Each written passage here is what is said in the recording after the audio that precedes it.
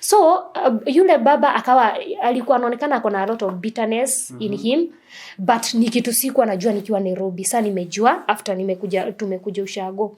So akasema ati ile siku yenye atanitumanishia niende ushago, nijue ndio hivyo nitakuwa nimeenda na sitawahi Nairobi tena. So nitaenda kukaa ushago. Si kuongea chochote. I thank God cause mimi ni mtu naongeanga sana, so nikikasirika huwa naongea sana. So what I did, nilikasirika yes, but nika practice kitu inaitwa patience. Yani nikanyamaza tu, nikangoja wamalizi. Sasa zile mahasira zote nilikuwa nazo nilienda nikamwambia kijana. Now your husband. Yeah, the husband. The ex-husband. Yeah. So nikaenda nikamwagia mahasira zote, nikamwambia you know what, haukuniolea babako. Na haukunioa ni ukuje niwe napikia babako. True. And then we are of different tribes. So I think according to their tribe ni watu wenye wanaamini mwanamke kazi yake ni ya kulinda boma. Yeah, lakini sikukaa Nairobi na bwanake. Juu hata ukiangalia the other people, okay, when I talk of tribe, si mtu akuje aseme ati niache kuingisha tribe yote hapo, but according to them and according to what I saw and according to what they told me, it is that because unaona sasa mimi hata sijui hata mila zao, sijui anything to do with them. So hapo ndipo unaanza sasa kulani. Wakaniambia mwanamke ni wa kulinda boma, so that means nifunge hata shop yenye niko nayo Nairobi, niende ushago. And then I depend on this man. Huyu mtu kazi yenye anafanya, it was not worth kusimamisha familia hata tukiwa Nairobi. So maisha ilikuwa ile ya kungangana. And then they are like wanataka niende ushago. Makazins wake na wenye wako Nairobi wameacha mabibi zao ushago. I could see how they could misbehave here in Nairobi. And then they want me to try the same thing. Wende and I said no. And actually unaona hata sistake alipelekwa ushago. Venye alipelekwa ushago na bwanake akaacha kazi huku Nairobi, akapelekwa ushago, bwana akabaki na akawa bibi mwingine. Tari. So akona bibi wa ushago na anaendanga huko once a year. Na saizo hata siti anatuma pesa ya maana kule kusupport wa familia. So I was like, this is so unfair. Yani nilikuwa na feel a lot of bitterness. Mbona mfanyie hao wanawake hivi as if they have no value at all. Unaona? And then kulingana na sisi venye kwenye mimi nimetoka, tunaaminiwa mwanamke ni kujituma. And then mwanamke akiwa na pesa yake, hiyo ndio raha zaidi. So hivyo ndivyo sisi tunajua. So kukuja kuniambia ni quit whatever I'm doing, niende nikae ushago, it was not adding up. So hey guys, vipi tuongo wa nguvu, karibuni sana, and this is Bob Shakula Show. Pali ambapo unapata stories za kuelimisha, pia za kuhamasisha jamii.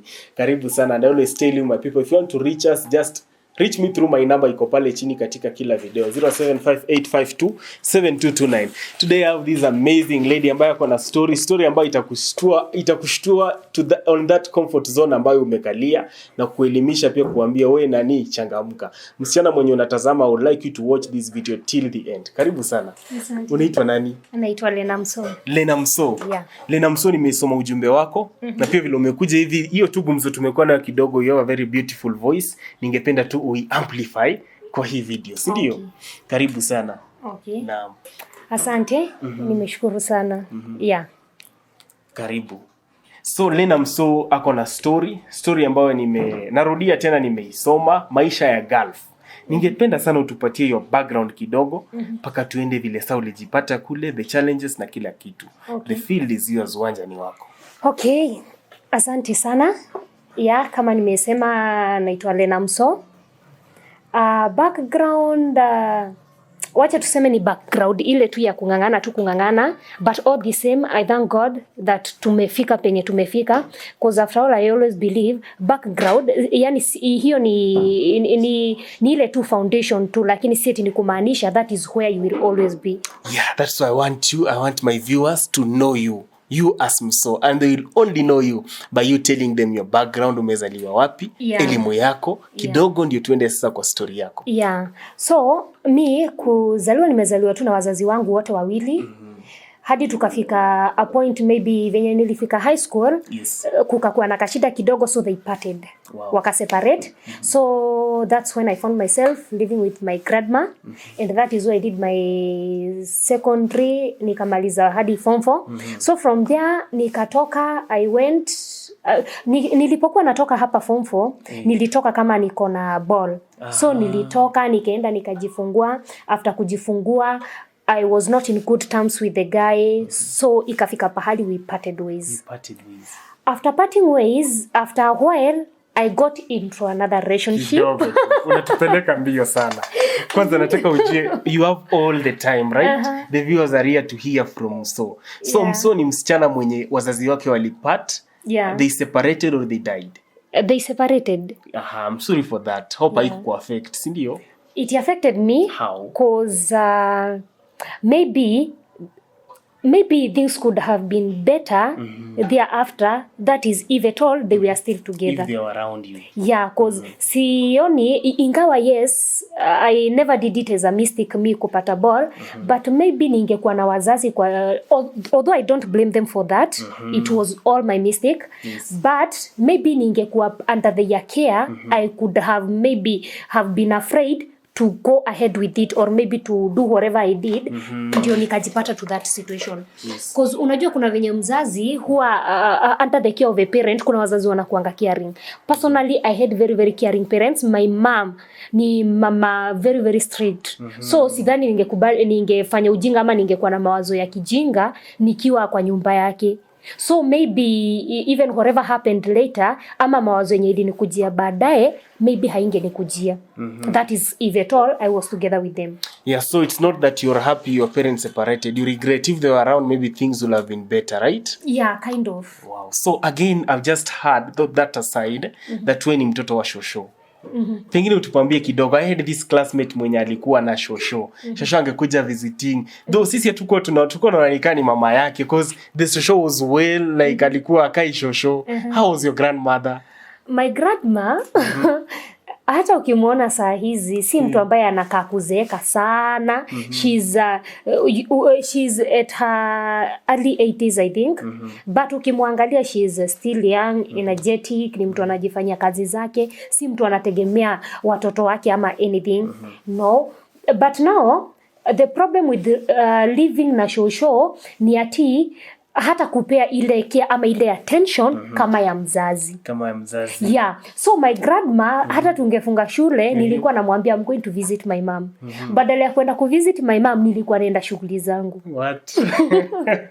So this is now grandma. Now this is the grandma. Wow. So unapata ile strictness haikuwa. Na in case anataka kunifungia, hakuwa anataka nitoke, alikuwa ananipatia certain portion. Ananiambia this is your portion. Hautoki kwa hii boma kama hujamaliza hiyo portion. Kazi ya kipimo. Yeah, so inabidi ningangane nilime. Ananiambia usipolima ukienda si utarudi tu hapa. Ukirudi ujue chenye utakuwa unakula. Lakini mimi sitalima halafu ukuje ukule. But si ati alikuwa anasema kwa ubaya. Actually she's anakuanga very very funny. So si ati alikuanga ile strict sana.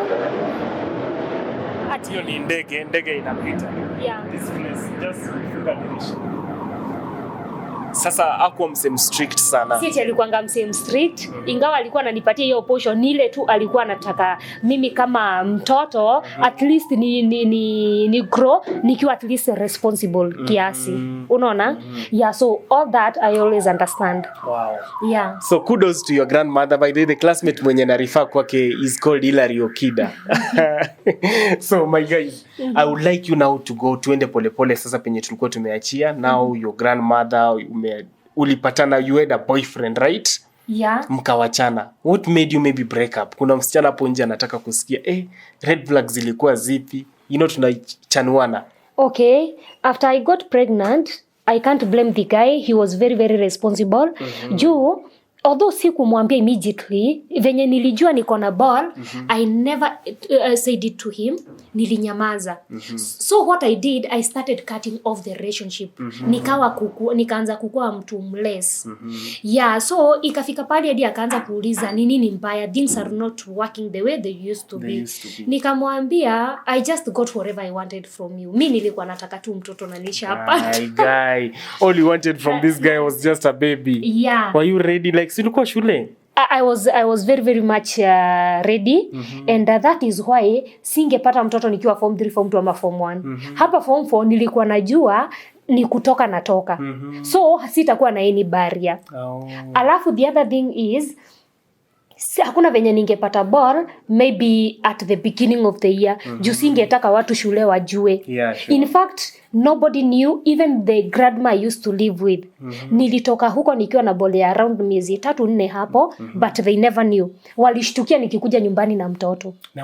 Mtoto akiwa ashazaliwa na akakua, ndio walikuwa namuona. In fact, my grandma aliona mtoto akiwa I think na around 9 months also. What? Yeah. Ni kushangaa, walikuwa wanashangaa. One thing walikuwa wanajiuliza, juu nilitokanga shule the following year, April ndio nilipatanga mtoto, early April. Na ulikuwa naishi kwa boyfriend tu? Sikuwa naishi kwake. Where were you living? What I did, nilipomaliza, personally I just wanted my life. Yes. Yeah, and I love myself so much. So hakuna venye ningeenda kuishi na huyu mtu, and then according to the separation of my mom and my dad, I think it affected me a lot, na ikafanya nichukie something to do with marriages. Yeah, so chenye nilikuwa naona naweza ishi bila bwana, lakini siwezi ishi bila mtoto. Yeah. So what is this that made you just want a baby? Ukitaka tu nini ilikuwa inakupush utake mtoto? Because many of the ladies outside there ukisikia mtoto ondokea. Okay, personally I felt ni kama mtoto atafanya nikuwe more focused in life. Yeah, and then unaona sasa tukiwa form 4 kuna venye huwa mnakuja mnashauriwa, maybe mnakuja mnapewa advices, na especially hawa wenye wako attachment.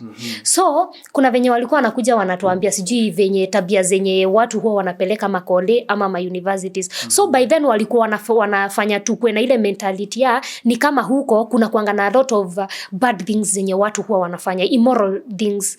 So I felt it's like maybe nikipata mtoto, nikifurther my studies, maybe I won't sitakuwa na ile time ya hizo maujinga zenye wanafanya, cause after all I have never been there before. So wenye wako huko ndio wanakuja kutuambia, and then making the matters worse, walikuwa wanakuja wanatuambia ati ukienda uni. Sasa that is venye wao walikuwa wanasema sasa. Walikuwa wanatuambia ukienda uni unapata hadi CDs zimeriuziwa, zimeanikwa hadi na pegs. That is what they used. Like they termed the university as the baddest place. Yeah. Yes, it was good, na walikuwa wanatupush tusome kwa bidii ndio tuende to further our studies. But walikuwa wanatuambia hivyo ili tukae tukijua what happens there, na ili ukienda huko ukue yani ujijue tu. I think ni ile tu caution ndio ukifika ujue such things they do happen, so you should take good care of yourself. So my guys, hiyo ndio sababu ya Mso kupata mtoto. Ulipata mtoto ndio ya kukeep focus. Usiende university uanze mambo ya CDs. Yeah, by then that is the mentality that I had. I think hapo ndipo akili ilikuwa, na watu wasinijaji kwa ubaya, but by then I think akili yangu ilikuwa imefika hapo. Si kama saa hizi. Yeah, juu saa hizi hakuna venye naweza pata mtoto ati just to remain focused. Hiyo time ni hiyo akili. Lakini saa hizi hata kama nikupata mtoto, ni lazima nipate mtoto mwenye nimeplan for, na mtoto mwenye najua I personally I can take care of it. Yeah. Bila stress yoyote. Yeah. Ni sababu mkurugenzi anasema young and stupid. Are you agreeing with that? Kind of. Somehow. Yeah, so tuendelee sasa. Ukitoka hapo umeachana na huyu boyfriend, you know, ni umeanza tu form 4, right? But you have this baby, nitaka tupatie jani yake. Okay, venye nilifanya, nilienda nikatafuta kazi ya nyumba. Nikafanya kazi, and then according to me hakuna pahali nilikuwa nimewekea baby daddy any responsibility kwa maisha ya huyo mtoto. One thing I knew ni ati napata ball. Yes, na ni kweli nilienda na nikaipata. And then the next thing was I don't want sitaki kukua it's like kind of a burden to him. So pia yeye alikuja kujua mimba ikiwa na miezi 3 miezi 4. I always thank God and I always say may God bless him wherever he is, cause hakuruka. After all, he knew I had nobody else. Yeah. And then it was my first encounter, even if I was with him by then. I think ni zile tu za utoto tu, hizo siezi hata ni dating. Ni hizi tu za tu ujinga tu wa high school. Cover na yani mchezo ya watoto. I can see kind of stuff. Maybe. Sasa siezi count ni kama ati ile ilikuanga serious, but in the process tukajipata. But tukijipata personally, I knew. Sisemangi ilikuanga mistake. Yeah. I knew. So nimepata, na since ni kitu nilikuwa nimepangia, hakuna venye ningeforce ama hakuna venye ningeenda kupeleka mzigo kwa yule mtu. Remember one thing from the background, I never liked marriages kutoka pale mwanzo. So this was all about me. So nilienda nikafanya kazi, nikajua nitajipanga, ndio nisikuje kukua mzigo at any cost. So nikafanya kazi, nilitoka wakati wenye sasa nilikuwa maybe nimebakisha nikiwa karibu sasa kupata mtoto. Ndipo niliacha job, nikaenda immediately nikaenda NHIF juu nilikuwa najua nitahitaji hiyo kwenda hosi na bills everything. Nilikuwa najua obviously kuna kitu inaitangwa NHIF. By then sidhani hata Linda Mama zilikuwa. So nikaenda nika-apply NHIF. Kuapply nikaenda nikafanya just a little shopping and then hiyo time singeenda nyumbani. So what I did, the guy himself, he was responsible and he was there for me. So what I did, nilikuja Nairobi sasa, nilitoka kwenye nilikuwa nafanya kazi, nikakuja Nairobi, sasa tukaanza kuishi, lakini sasa we only stayed for only 1 month. So yeye mimba alilea for only 1 month. Alilea tu mimba for 1 month. Yeah. And then nikapata mtoto. What? Yeah. So in fact nilikuwa na expect maybe obviously unajua, lakini I had no worry about it. Hata angekataa haikuwa hata inisumbua hata kidogo kwa sikuwa nimemwekea kwa hiyo budget. So the fact that hakuwa na shida and then akawa like huyo mtoto mwenye umebeba ni wangu, so I have to be there for my kid. That's why I came. Nikakaa, lakini sasa even my family walikuja kujua mtoto akiwa amezaliwa na ako 2 weeks old.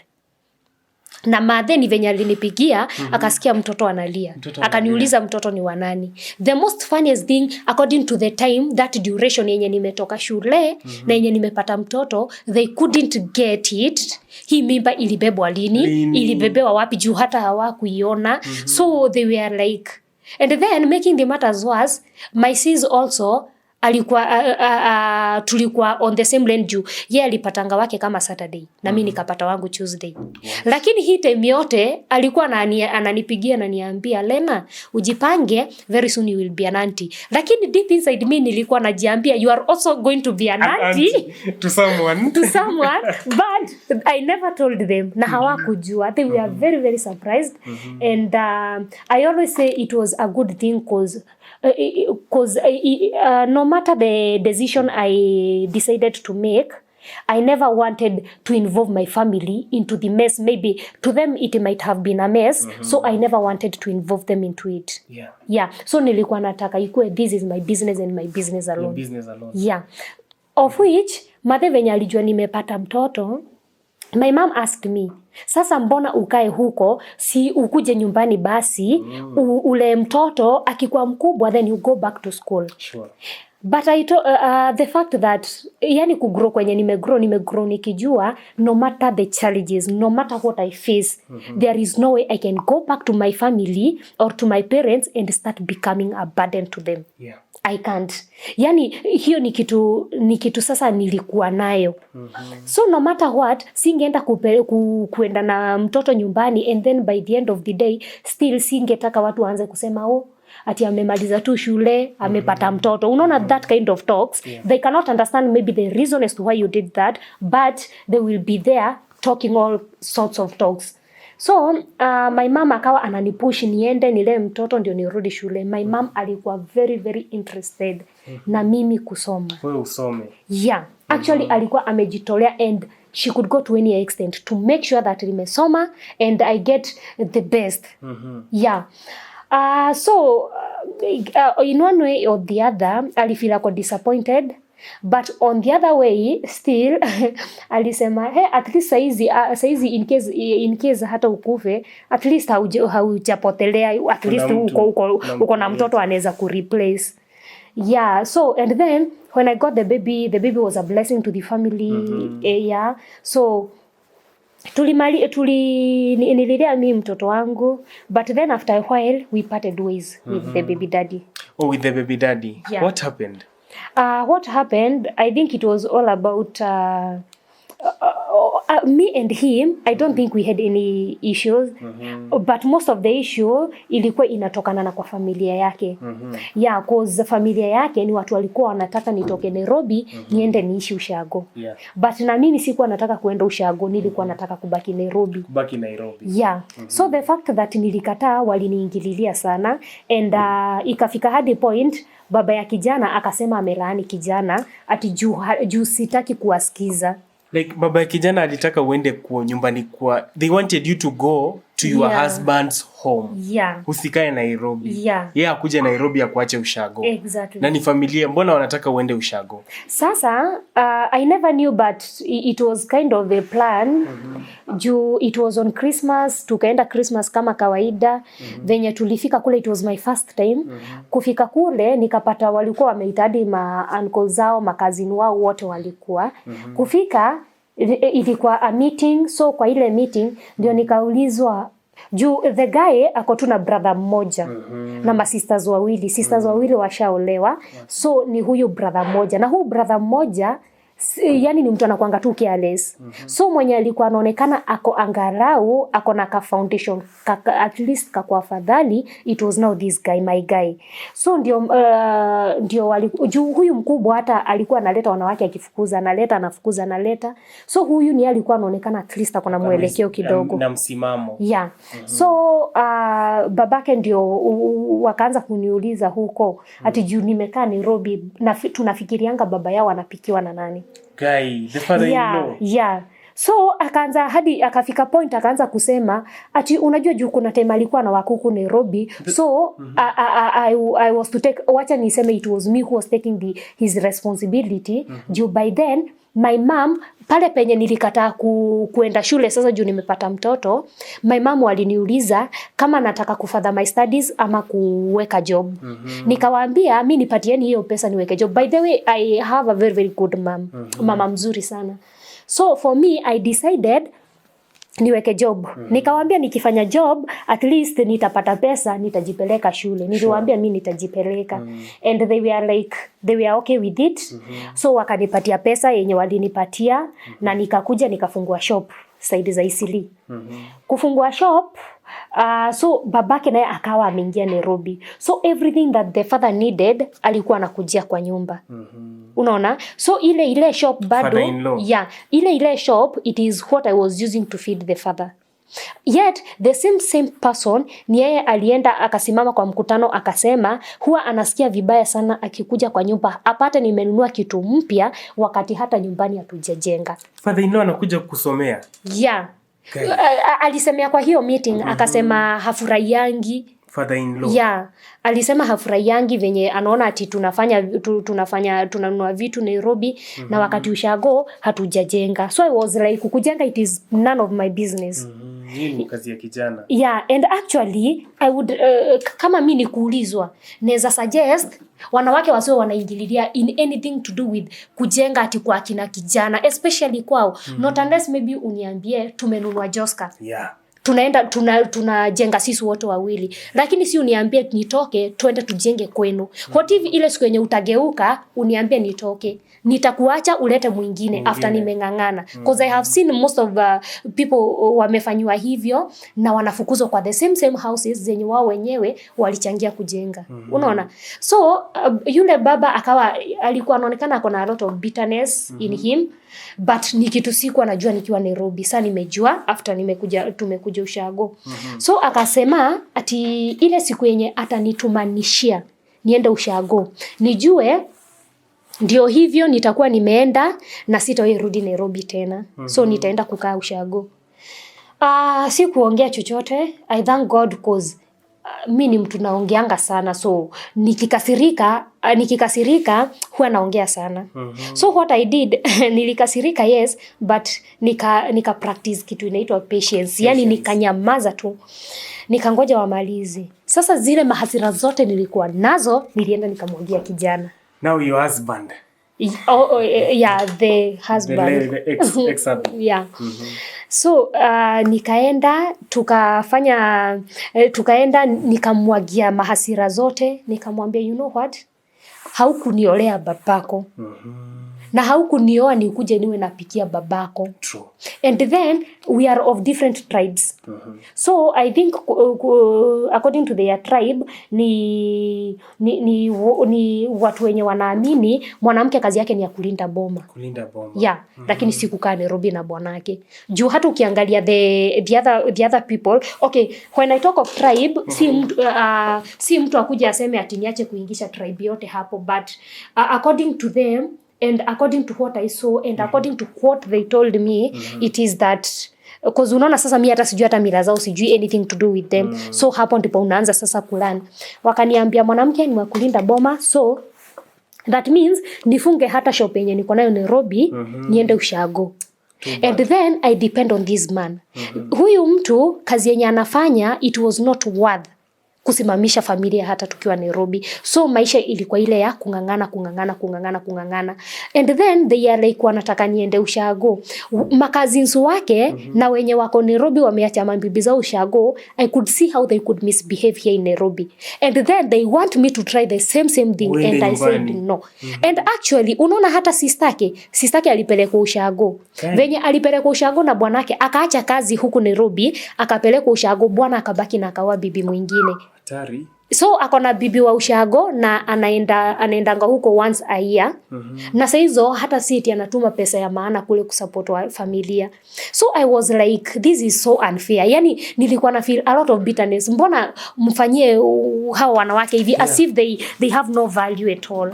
Unaona? And then kulingana na sisi venye kwenye mimi nimetoka, tunaaminiwa mwanamke ni kujituma. And then mwanamke akiwa na pesa yake, hiyo ndio raha zaidi. So hivyo ndivyo sisi tunajua. So kukuja kuniambia ni quit whatever I'm doing, niende nikae ushago, it was not adding up. Yeah. So I told the guy personally, I cannot do whatever you guys you want me to do. Kurudi Nairobi, I think wakanipush sana, and then ikafika point wakaona it is like I'm not listening to them. You are reluctant. Yeah. So the dad was very very mad. Juu mimi siwezi sema ushawaiona yenye mtu anakuambia kitu mnajibizana, unajua hapa ndipo shida imetokea. I can't count on that ati kuna pahali tushawai simamana na wao hivi tukadiscuss anything and then maybe tukajibizana. So I always say hiyo ni kitu maybe walikuwa wanaenda wanaongea huko behind as a family, but the guy was on my side. Lakini sasa despite wako on my side, so venye waliona jamaa ako on my side, the dad started cursing the guy. Akasema amemlani, akamdenounce hata kuwa son wake. Ati ni kama aliolewa badala ya kuoa, just because I'm not listening to them. The father-in-law is forcing you uende ufanye kazi nyumbani, ukue housewife, uache kazi yako. Guy. Yeah. And by then, remember you are very young. You still have some dreams. Bado kuna goals uko nazo, kuna chenye unataka kuachieve in life. So I felt it's like no, these people they just want to kill my dreams. Sure. So I decided it is better hii marriage ikae, but dreams zangu mini exactly. So that's how wakafanya nini, wakaongea venye waliongea, and in the midst tu hiyo tu kuuliza kijana why is it this like this. So kwa ile harakati ya kukuulizana hivi tukajipata disagreements zimeanza kuingia sasa kati yangu na yeye. Kijana ana support mzee. Sa ikafika point and then the guy started changing. Yeah, akawa sasa ni mtu ana concentrate sana na kulewa. Hakuwa analewa hapo mwanzo, ameanza kuconcentrate na kulewa. Yani a lot of things happened of which I can't go deeper into details, but we had no option but to part. So mtoto?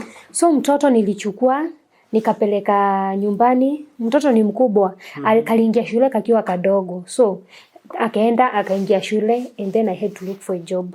So I worked, I started supporting my kid, na ikawa ndo hivyo up until to date. I have never seen any that man coming. Okay, yeye ni yule mtu wa ukiposte mtoto atakuja aseme hey, mtoto wangu, lakini ni mtoto ajua anakulanga nini, anakunywa nini, ama anasoma aje, of which I have no problem with that, but only that saa zingine it is good, si eti ni lazima. Kwangu mimi sitasema kama wengine ati it is a must you be responsible. To me, even if you feel you are not responsible, then it's fine and it's okay. Maybe it is just saving you dramas in the future.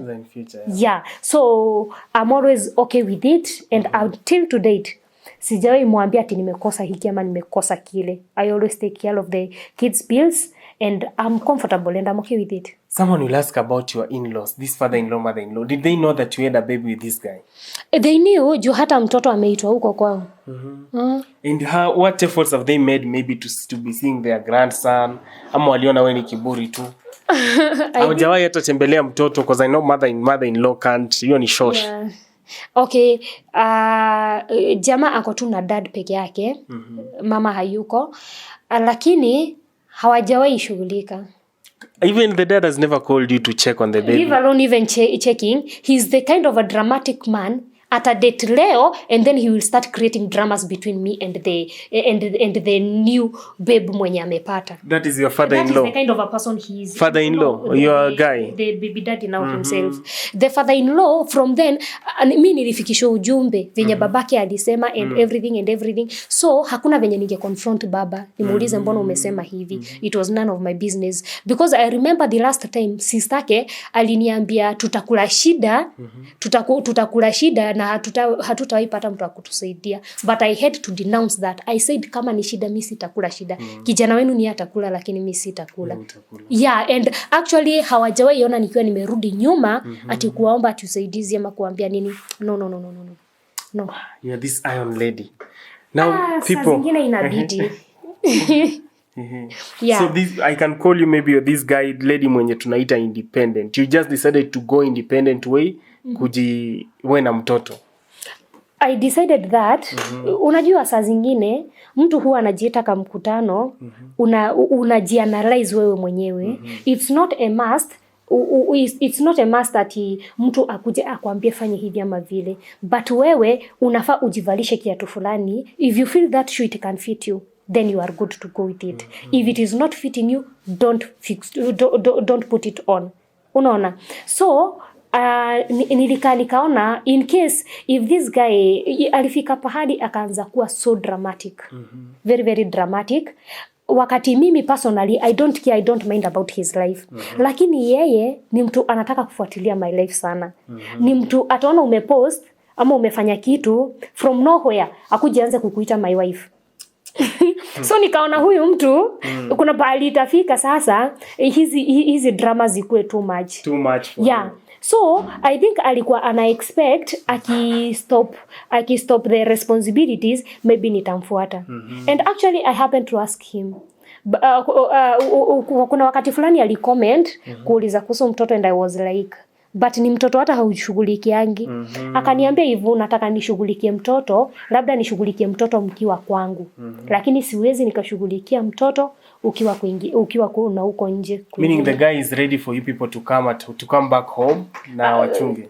For him he was very very much ready.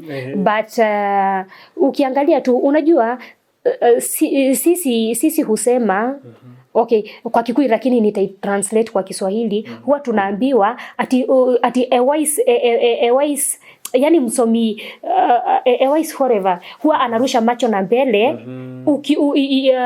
ndio ujue chenye kiko mbele. If you just look like this and you feel there is no future here, then there is no need of you pushing it. Sure. And there is no need of you forcing it. Ama maybe to try, maybe to make it work. Yeah, sure. If there is no future, just let it be. Let it go. Yeah. So personally nilikuwa nishaona there is no future there. na hakukuwa na plan. Ingawa yes, I was not interested from the word go, but kuna venye unajipatanga labda you don't feel like doing something, but once you start doing it una feel by the way this thing I think it can work, if only maybe I can work on it. It can at least it can work out. Hauko unataka lakini ime work. Siku anataka marriage, lakini if only the guy could have been good enough and then we could have related well na tuendelee vizuri, and then anielewe cause ni mtu tulikuwa tunashare a lot. Alikuwa ananielewa, nilikuwa namuelewa, so alikuwa anajua before hata nipate mtoto, ni mtu alikuwa anajua personally huwa sitambui marriages. Yeah, sieti marriages ni mbaya na sieti napinga marriage, cause obviously pia mimi nitaolewa, sieti sitaolewa, lakini by then ni mtu alikuwa anaelewa na anajua sababu yenye inafanya nichukie ndoa. Unaona?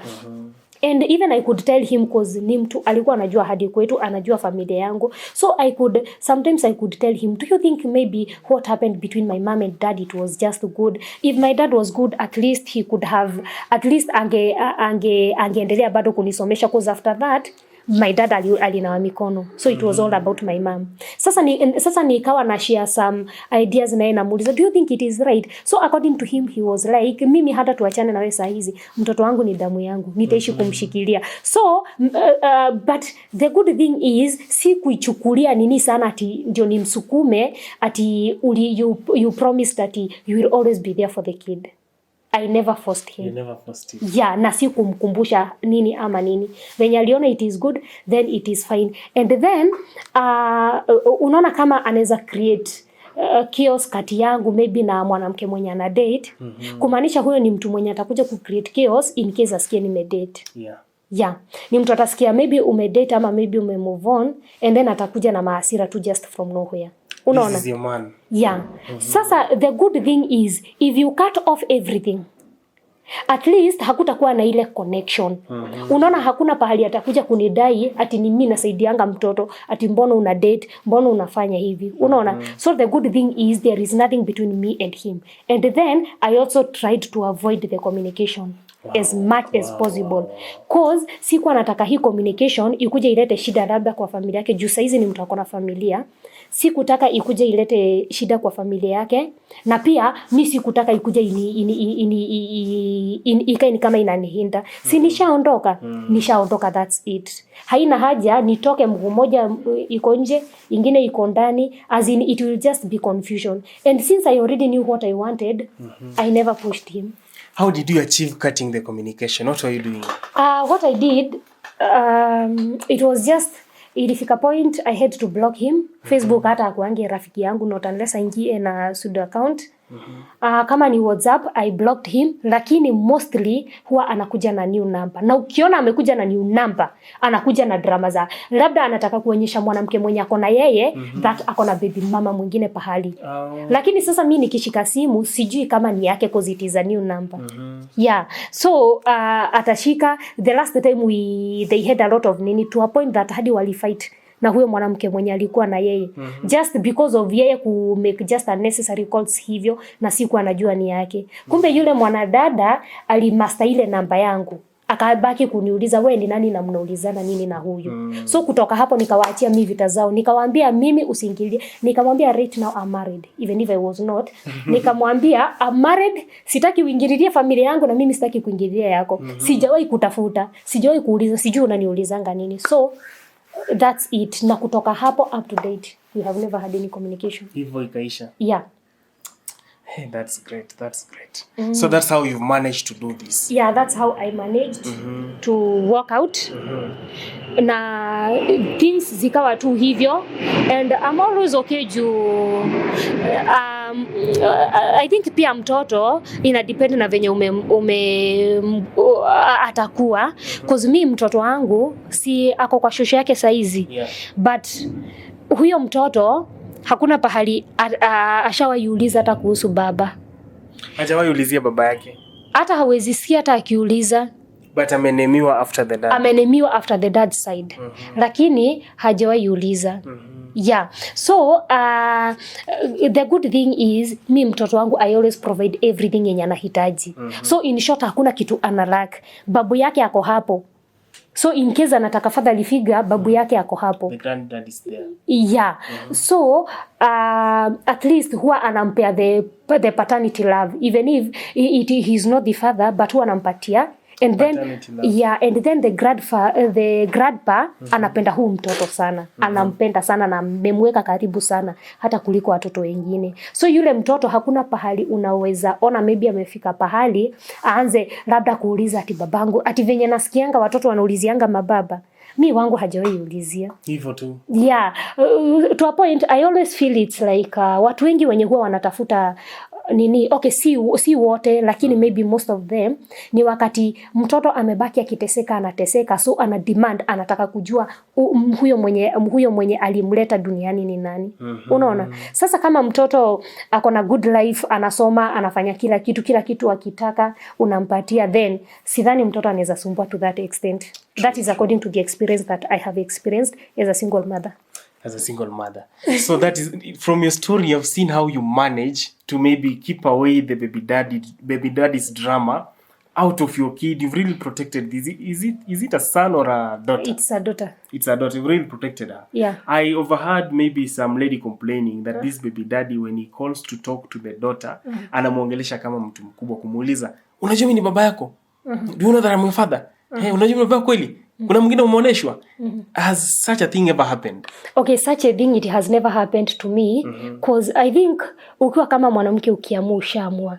Kuna wale watu wenye huwa mnaachana na baby daddies and then bado unataka kurudi to the same baby daddies, maybe to seek their attention, or maybe for the sympathy, or maybe for the custody of the baby. Unaona? Sasa if you have nothing to do with this person and then making the matters worse, mumeachana na yule mtu and then your life has moved on kuliko hata venye ulikuwa hapo mwanzo. Umeenda, Mungu amekuonekania, and then I always feel it's like Mungu huwa ana bless these kind of ladies too much, juu watoto wao hawakosangi. Most of them hawakosangi. Unaweza pata mtoto labda mwenye amelelewa na mzazi akiwa peke yake, si lazima ikuwe ni mama peke yake, but even a dad peke yake, unapatanga huyo mzazi ako too much blessed kuliko hata wale wakiwa wawili. Wale wakiwa wawili unaweza pata wana affect mtoto sana kuliko hata wewe ukiwa peke yako. Sijui ni kind of favor Mungu anakuanga amepatiana ama ni nini. Na ukipata pahali ambapo maybe mtoto hako comfortable, ama mtoto anayubayuba, maybe ako hapa leo anauliza mambo na baba mama, ati ako na shosho yake, lakini anashinda akiuliza ati babangu kwani hanitakangi. I think the best thing it is for you as a lady, you just work on yourself so that you can be in a position to take care of your kid. Juu ukiweka mentality ya the baby daddy pale, you might find maybe it is affecting the baby. Alafu tena kuna wenye huwa wanafika point, unaona labda just because you are angry at the baby daddy, because you feel it's like he's not playing the part he's supposed to be playing, unapata labda sasa umekasirika hadi kwa mtoto, unapeleka ile yanga kwa mtoto. Unaona? So unaona kama baby daddy hamsaidii, pia mimi nitakuwa less, wacha shushu yao wangangane. Unaona? So inakuwa it is very bad. So it is good you as a mother, I think the best thing you can give to your kid, it is just to give the best, give the attention, give everything that you feel you can afford to give the baby. Sure. Yeah, na hapo hautaipata any dramas. Alafu tena na yeye, obviously he knows that he plays no part. So atapiga akiuliza nini. Yeah, so hata shinda akicall na ndo hivyo. So that is it. So from you napata, like if you keep yourself away from this baby daddy, the way you've done it, umuoneshe umuhitaji ndio usurvive. Umuhitaji ndio mtoto apumue kesho. Umuhitaji ndio mtoto aende shule kesho. You mean this baby daddy hata baki kuwa interrupt.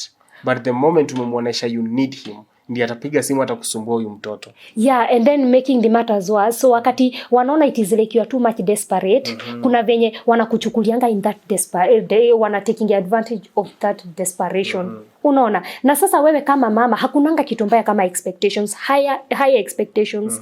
Wakati umeweka high expectations that he must be there or maybe at least he should be helping here and there, wakati amefail on his part, you as a mother you will be a heartbroken mother. Wow. So you won't be in a position even to give the attention to the baby the way it is supposed to be.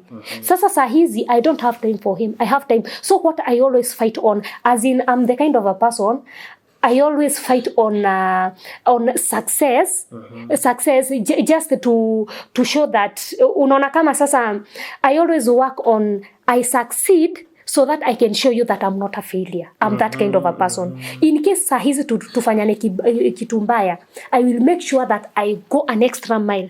I work on myself, I be successful so that I can show you that it was not all about you, but it was all about me. Unaona? So that is what I did. Sasa saa hizi, not unless, saa hizi I think hata penye yako, instead ya nimuombe usaidizi, not unless yeye aniombe sasa. Sidhani. Wow. I like your steps. I like the steps you're moving na pia the confidence you have in yourself, right? Yeah. Kwa sababu umejiamini sana. So I want us to go on this flat ground. I understand at some point you might think that maybe the baby daddy hutaki kujionesha desperate kwake. But nataka tutoe jealousy, tutoe those third party thoughts, tufikirie tu this is the father to the baby, right? And you are the mom. Don't you feel like it's bad to block this guy? Na pengine tu yes, he has his own issues. Pengine pia anaweza kuwa na ego, anataka aone uko desperate. But now this flat ground, this is the fathers, this is the father to this baby, right? Hata kama akona hizo fikra zake, don't you think that it is right kumpea time pia? Let's say anataka kuona mtoto, anataka amsupport. Yes, you can afford the school fees, but now the father anataka pia alipe.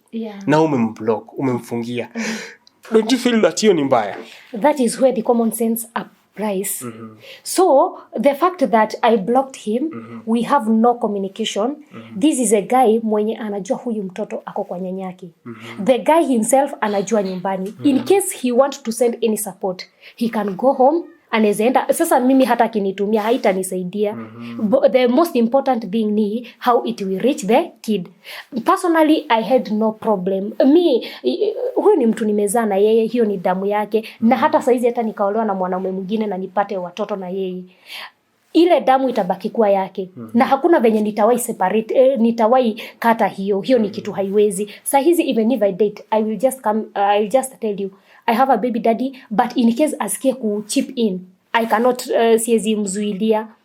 Yeah, so nilimwambia yeye mwenyewe, so ni kitu alijua. Nilimwambia in case you need to support your kid, you need to create the bond between you and the kid. You just go create. And actually I told him, the more you create the bond between you and the kid, the more mtoto atagrow akikujua, na the more huyo mtoto hata uitoka kwa mikono yako no matter what, hata niolewe kwingine. So it depends on how he will have to relate with the kid. Lakini if he don't take that step, then who am I to force him to take that step? Unaona?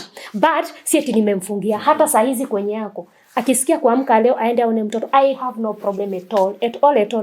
I have no problem. I like that and I like what you've done. You've at least shown him that mtoto hajajificha, mtoto ako mahali fulani. So it will again be not fair yeye kusumbua na masimu. But I want us now to go back to this lady mwenye hajaonesha huyu mzee penye mtoto wako, right? Pengine ndiye ako na mtoto, anamdanganya pengine ako kwa shosh. Shosh anamwambia no, mimi sina mtoto wako huku. Because when you people were meeting, when you people were creating this baby in your rooms, your grandmother was not there. Your sister was not there. Sure. It was you and him. Yeah. The only person anaweza trust, hata hiyo msaada akituma, anatumia wewe kwa sababu anakutrust. Hata kama yeye mlikosana, she trusts that you are the mother. When she sends this thing directly to you, itafikia mtoto trust nyanya yake. Yeah. Don't you feel that is again right yeye kukutafuta, and it is wrong wewe kumblock akitaka kutuma usaidizi kwa mtoto, because you're now bringing in people wenye hawakuwa pale mkipata huyu mtoto. And that's why from the word go, I made everything clear to him.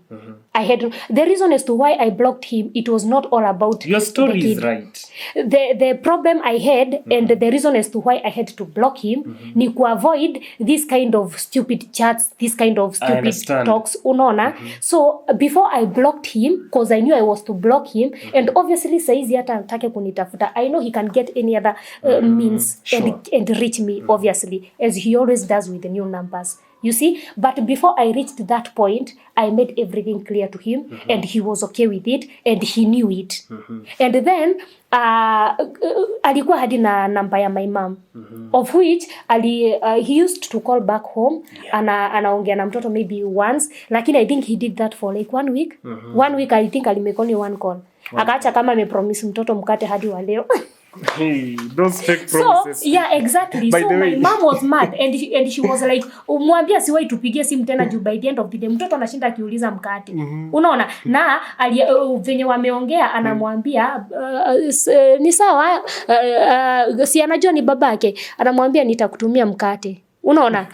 Pesa ya mkate. Kutoka hapo mtoto anabaki akidai shosho yake. Shosho baba alisema anatuma pesa ya mkate. Na saizo yeye hajatumiwa. Unaona? So my mom felt it's like he's just playing with the psychology of this kid. Of the kid. Yeah. If only he could have. So I had to send the money na akadanganywa ametuma na akanunuliwa na hiyo kesi sasa ikaisha. But from there and then nilijichuna masikio. From then nikamwambia if you want anything just go direct to my mom everything, lakini hii mambo ya kuenda kwa mtoto umpromise vitu unajua hauta manage, just keep away from it. Now before I address this issue of fake promises, I want us to close this question yenye nimekuuliza. Actually what you've done is just correct because you've given your baby daddy freedom to see the baby through your shosh, and the shosh is fine with that. But now do you feel like I'm right to say that it is wrong for a lady to block the hubby, clean kumblock na kumdirect kwa kina shosh? If the hubby is just clean, hana zile side chats, anataka tu kutuma kitu, kutuma school fees, but unataka mara atumie shosh, that is the baby daddy, I mean. Then if that's the kind of a man, there are those mature men when they know how to do their things right. Unaona such kind of a man, hakuna haja sasa hata utamblock kwa nini. So you will just keep everything clean. Huyo ni mtu anajua akikuja kwako mkianza kuongea, si mtu ataanza kukuuliza, because for him ni mtu akikupigia ati uliolewa, ulipata watoto. You see such kind of talks, it's none of his business. So kama ni kupiga uliza by the way mtoto anaendelea aje, and then maybe nikwambie fanya hivi, ebu call shosho yake, mtoto maybe saizi wako nyumbani, usikie venye wanaendelea. Unaona such kind of a person, you will give that person the chance. Lakini if at all anakuja with another kind of dramas nini, then as a person surely you won't entertain that. The fact that I personally I don't interfere with his life. Sahizi alipata mtoto mwingine. Unaona? So I have no right kushinda nikimuuliza huyo bibi uko na yeye mnapelekana na yeye aje. It's none of my business. True. Unaona? And as a mature man, kama ni mtu anajua ako na mtoto pahali, ni mtu anafaa take step ambie mwenye ako na yeye.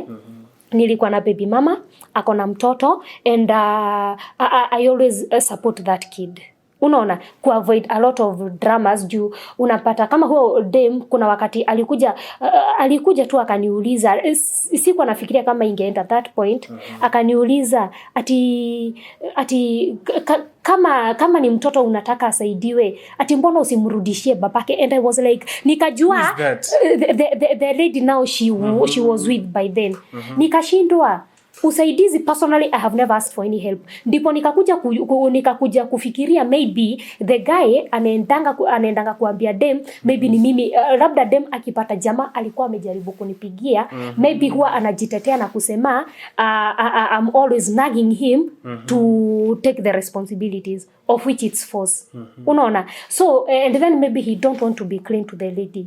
That's why I don't like interfering into his life. The same case pia yeye siwezitaka ingililie my life. And then this is the kind of a person, birth certificate ya mtoto ilitokanga na majina yenye haikuwa kwa nini ya baba. So this is the kind of a guy utamwambia fanye hivi, nisaidie copy ya ID yako nitume ndio birth certificate ikuwe rectified. Do you know the guy alikata?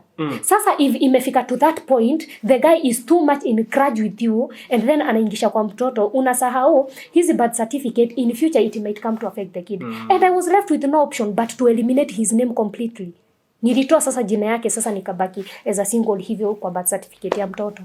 Yeah, I had no option. So at that point, it was not my fault. I did what I could have done. Alikata. Yeah. So if alikata, then it's fine, na hakuna venye unaweza mforce, and still at the same time siwezi sema alifanya vibaya. Maybe he felt what maybe he did what he felt it was right for him to do. Yeah, so that's it. So my guys, mmesikia up to that, you've answered that question. So the last maybe bit tuongele now fake promises to babies by baby daddies. Hiyo imekuramba aje? You talk to maybe baby daddy ana promise mtu kitu. How does this thing affect your baby?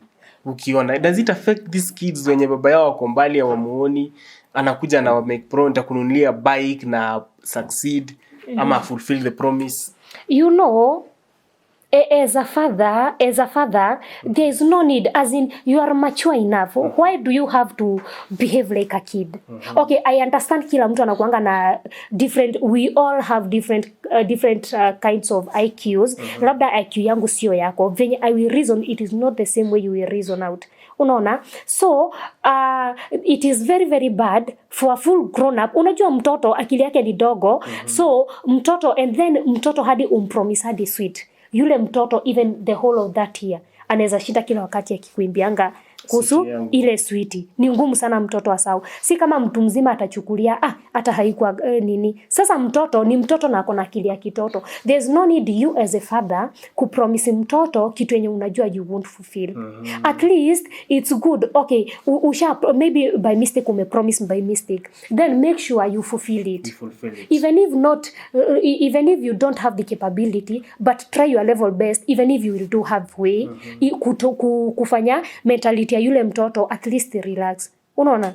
Because according to me, it really made even my mom to get mad. Akaniuliza, what kind of a man is this? Ana promise mtoto kitu, and then just because of 50 bob ya mkate tu peke yake. And obviously, you cannot tell me that huyo mtu ni 50 bob alikosa. So that means he failed intentionally. Unaona? So instead of that, it is better just avoid the best way possible. Usipromise mtoto kitu. And that's why sometimes mothers, wamama I think tunakuanga different juu. Wamama ni ngumu sana mama apromise mtoto kitu akose. Sometimes nilikuwa naona sisi tukiwa shule, mother alikuwa na tu promise. Ukikuwa top 10, I'll give you a present. Do you know ukimanage kufika hiyo top 10, hata heri aende akuletee mandizi. Yani bora tu anaona amefulfill. Unaona? But it is very different from you men. Not all of them. They are very, very good men. Okay, almost. Almost. So unapata most of them hawajuangi maybe kufulfill their promises. Not only to the kids, hata kwa the ladies you are dating, even to that's why a man will promise to marry you and still it won't happen. So it's very bad. Na hakunanga kitu mbaya kama broken promise. Inakuanga very, very bad, and to a point that I think kwa mtu amekoma vizuri spiritually, you will understand that fake promises ama broken promises, there is a way they can haunt your life. Maybe ulipromise mtoto wa mtu kumuoa pahali, and then you fail. Then wakati uta move on na haujampea good reason na maybe hajajua, yule mtu atabaki na ile bitterness. And by the end of the day utapata, even if you will end up getting married, but utakuwa unapata you are not comfortable in that marriage just because of something you did that maybe according to you si kitu hata huwa inakuanga kwa akili. The same thing, umepromise mtoto kitu and then you fail to do that. Unaona? Sasa yule mtoto anabaki, the only thing is now chenye kinabidi ni maybe another party now to come in and to fill the gap that you yourself you failed. You left it out. Yeah. Because sasa mtoto anabaki akiimba hivyo. Utafanya nini? Usi mtoto utaambia ati kutoka leo usiwahi itisha mkate. Unaona? Just and then it was very very small. So hiyo nilifanya nini na akaambiwa ndio hiyo umetumwa umenunua umetosheka. Akasema na kutoka hapo trust me up to date. Kwa mtoto hajawahi hata uliza atiambia baba sijui nini ati nataka kuongea. Anajua babake ni muongo. So men, let's pull up our socks. Let's pull up our socks, Mazi. So I am very glad for maybe you taking this time to just share a bit part of your life. How it started in a very funny way where you said that you weren't just a baby. You didn't want this man really, but you only wanted him for a baby, right? And but again, it sounds funny, yeah? Yeah, but imekuwa cherry tale. The experience has been top notch. Now you're single, right? Yeah. Searching, maybe kuna mtu pale hivyo atataka kufikie. I'm not searching. I'm not searching. Okay, the reason as to why I'm not searching, watu hukuwa very very different, and the fact that I feel there is still a lot yenye bado I haven't achieved in life, and then the fact that I have already had my experiences because I have dated severally and they have all failed. So to this point, I feel the best thing it is to first work on myself before I started thinking of walking into another serious relationship.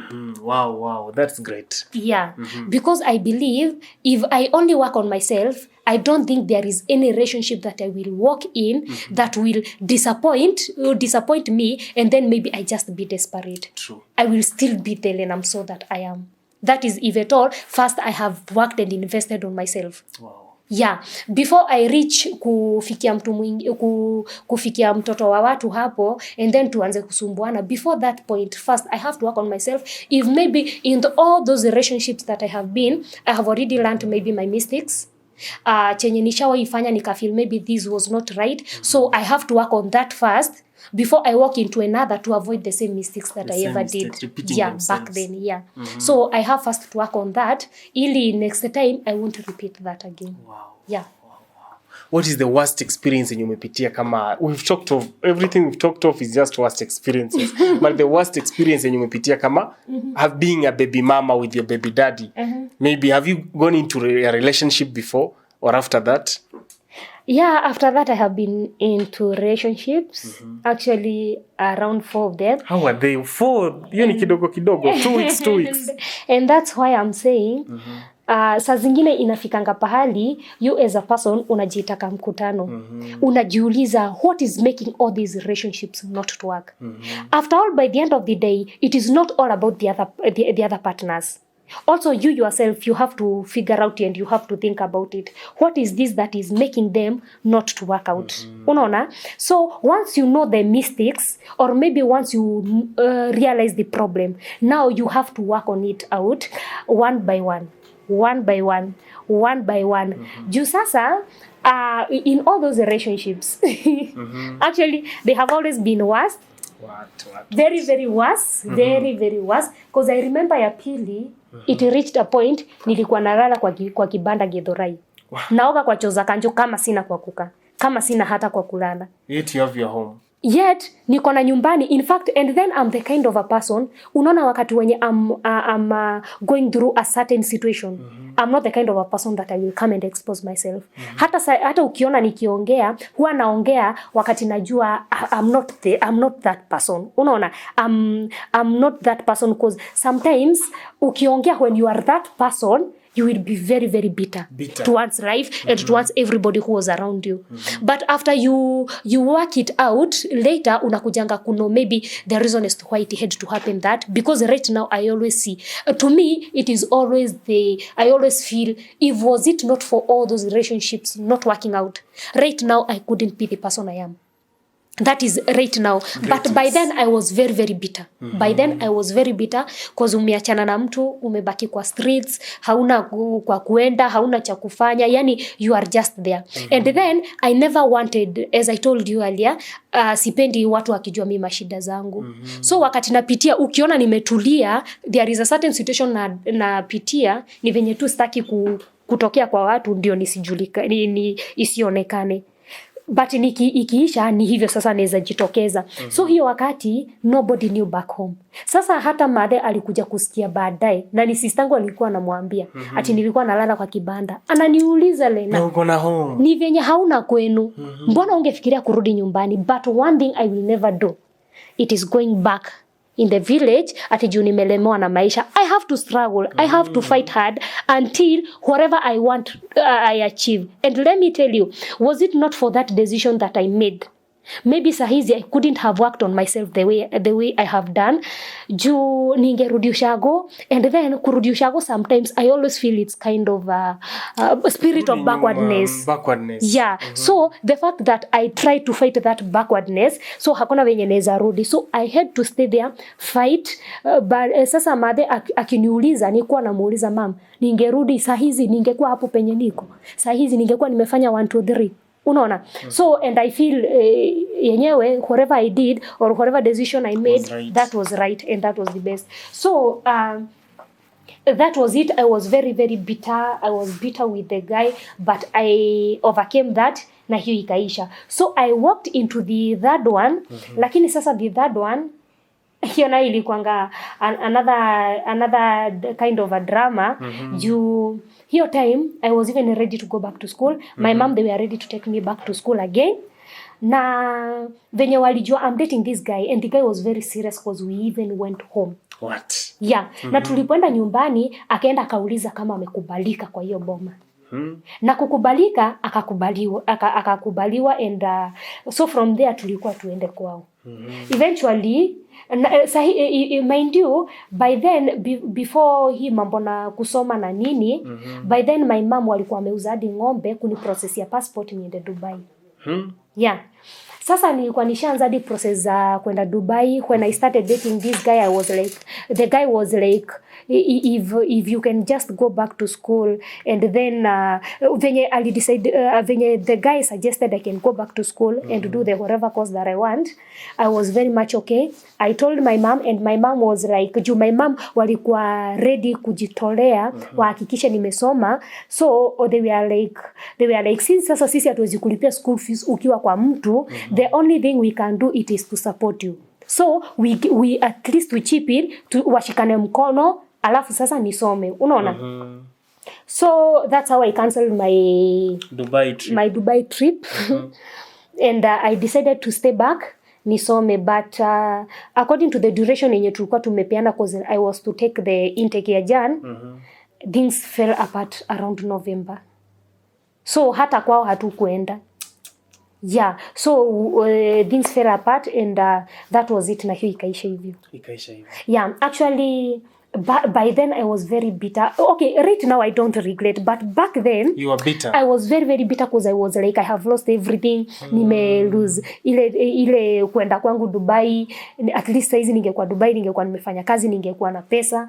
Nilikuwa ile ya ningekubali tu ningeenda shule, saizi ningekuwa na course yangu, ningekuwa nimesoma, but now I was there. And then making the matters worse, this guy alikuanga na loan pahali. So the agreement was, because I was working, now I mean I was very very determined actually, and I was very very focused on it. The agreement was, actually I'm the one who suggested that. Nikamwambia tufanye hivi, let me help you tumalize kulipa hii loan yako. And then Jan, it will be very easy because according to him by December alikuwa anafaa kuwa amemaliza. Yeah, so nikamwambia okay, I will support you, and then ukimaliza then I can go to school, at least tutakuwa na pesa. Nitaenda shule January. Kuramba.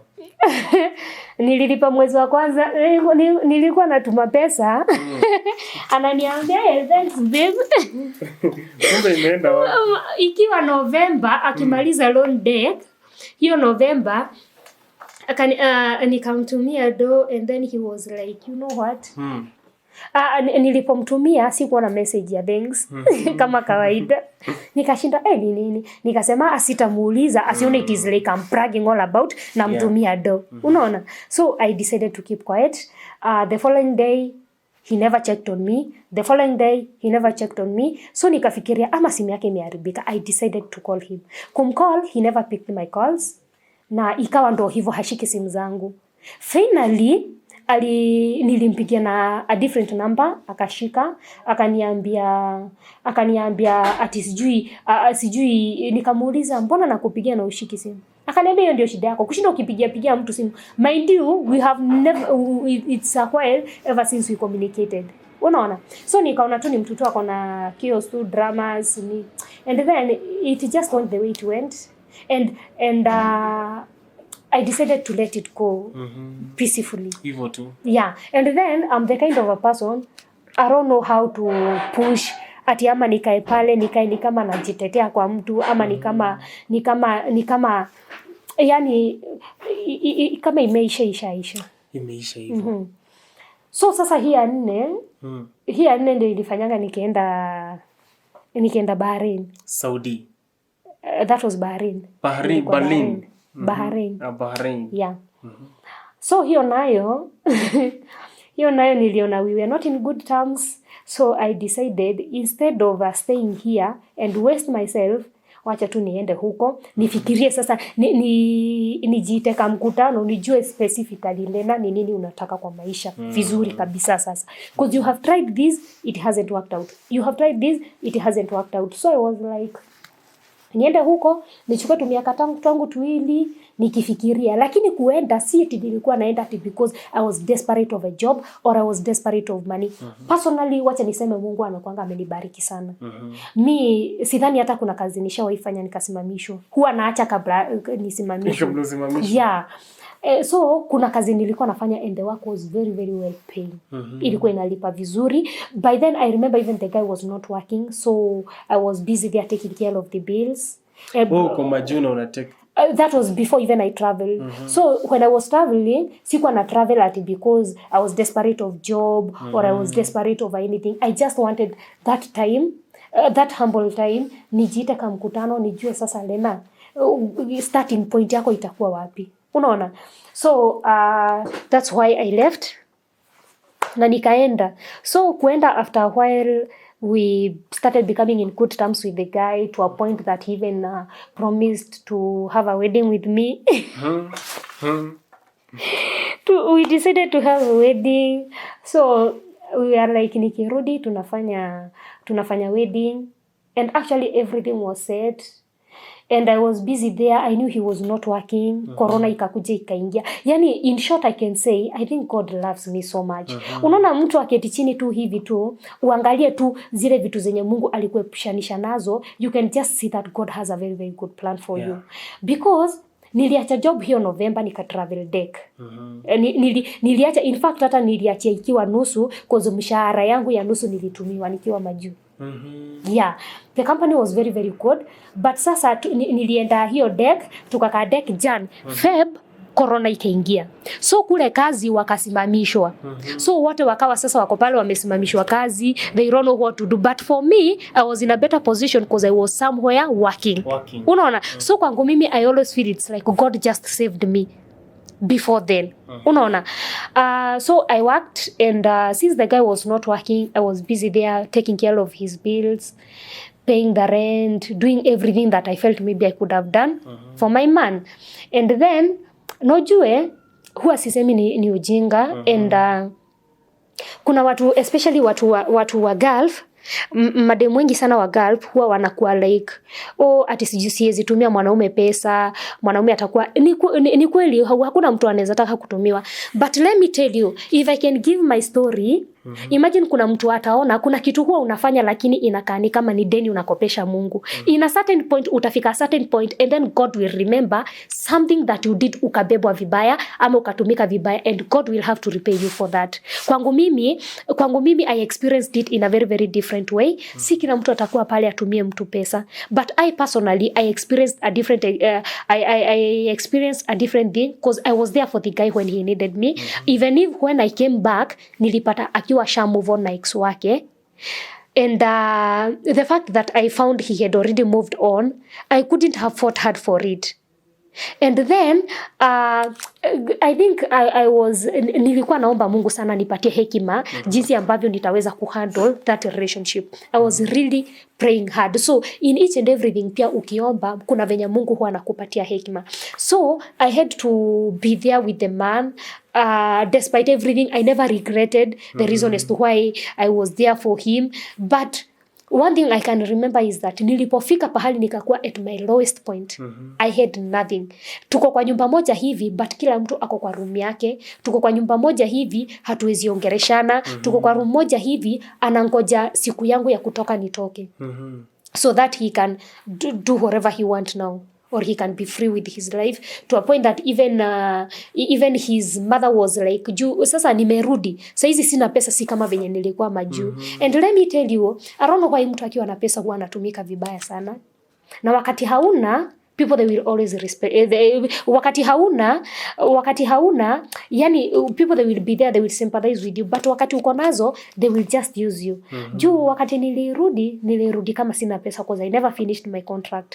So kurudi nilirudi bila pesa vile, but I made sure when I was there I had invested. Too unfortunately, because I knew we were together, ni yeye nilituma kwa ile investment yangu ilikuwa ya kuku layers. But unfortunately niliporudi nilipata hakuna kuku. Zote zilikufa. Zenye alileta badala ya layers alileta broilers. Sasa sasa wako pale nyumbani wanangoja kuku zitage, hazitagi. Kikuku after mwezi mmoja kinakuwa kikubwa, kinaanguka. Yani it was a total mess. But they never told me when I was there, because I had my own stress when I was back there. So they never told me, niliambiwa niliporudi. Na madhe akaniambia, my mom was very very clean. Akaniambia sikutaka kukuambia ukiwa huko ndio usikuwe na stress mob. But one thing I always appreciate ni ati kuna pesa nilikuwa nimetumia my mom. The first salary yenye nilipata nilipoenda baharini hivi tu. So hiyo ndio madhe at least nilipata, alikuwa ameninunulia mbuzi, na by the time nilikuwa narudi hiyo mbuzi ilikuwa imezaa watoto 3. So that is the only thing yenye naweza sema nilitokanga nayo baharini.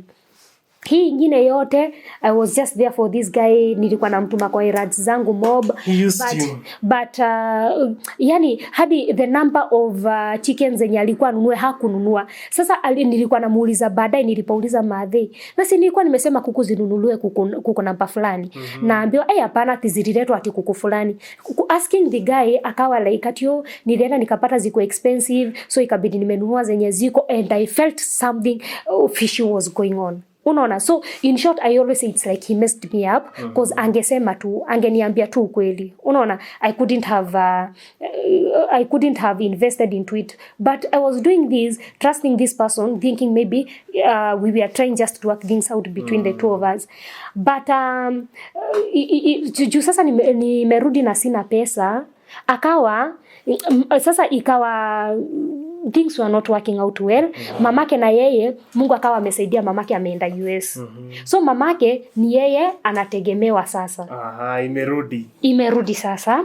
So the guy was like alikuwa into the mother too much than me. Than you. Since now I'm offering nothing. Yeah. To a point that naye mama alikuwa anataka ex wa jamaa warudiane na jamaa. Hakuwa ananitaka mimi. Mind you, wakati wenye jamaa alikuwa ananihitaji, I was there and the ex was not there. So sasa right now, since you are useless, you are nothing. Unaona? So what happened was, the mother said, okay, according to what the guy told me, jamaa aliniambia mamake amesema hata lipa rent nikiwa kwa ile nyumba. So I just sat him down and I had to tell him, you know what, just give me a herbal time.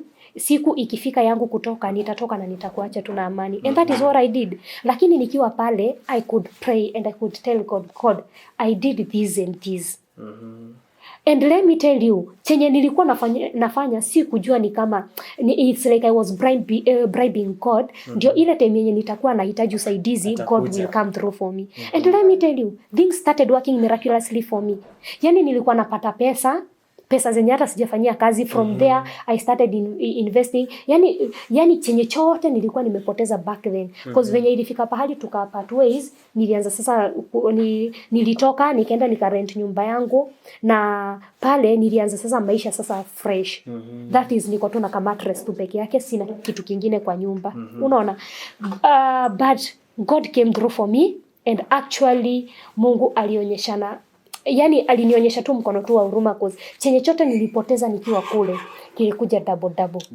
Sasa pesa imeanza kukuja in a miraculous way. Mimi napokea pesa sijui hata zinatoka wapi, in a very very miraculous way. Alafu tena Mungu akanisaidia, nikaanza project ya nguruwe. Zile nguruwe zikagrow as we speak. Saizi hata ni nguruwe hata zingine hata zimezaana juzi. Yeah, so everything yenye nilikuwa lose nilipata. And then the most funniest thing, God gave me, nilipatanga job nikiwa pale pake, ndipo nikaanza kujipanga nitoke. Ile siku ilipofika ya kutoka, immediately nili walk out of that house.